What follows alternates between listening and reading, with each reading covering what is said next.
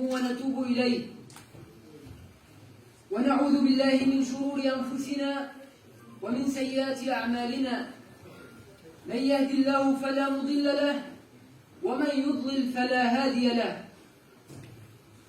نشهد أن لا إله إلا الله ونشهد أن محمدا عبده ورسوله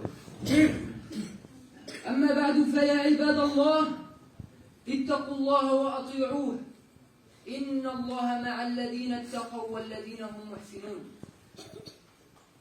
أعوذ بالله من الشيطان الرجيم بسم الله الرحمن الرحيم اقترب للناس حسابهم وهم في غفلة معرضون صدق الله العظيم وقال رسول الله صلى الله عليه وسلم كن في الدنيا كأنك غريب أو عابر سبيل.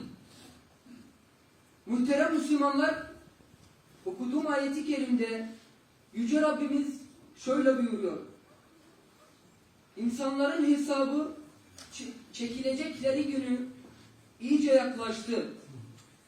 Halbuki onlar gaflet içinde haktan yüz çeviriyorlar.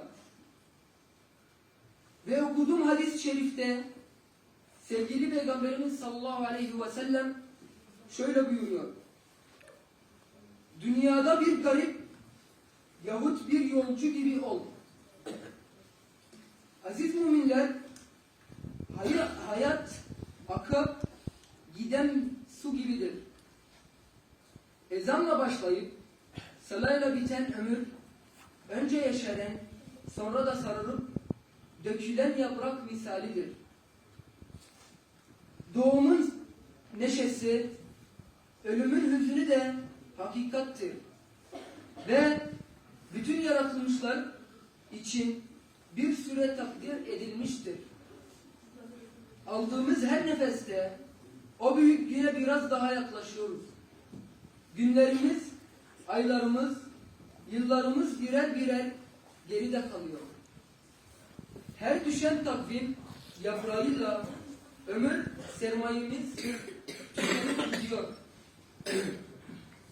Aziz müminler, Kur'an-ı Kerim'de şöyle buyuruyor.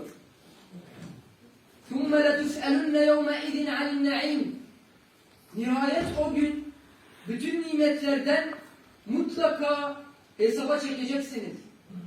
Evet, Rabbimizin bize emanet ettiği ömrümüzün bir hesabı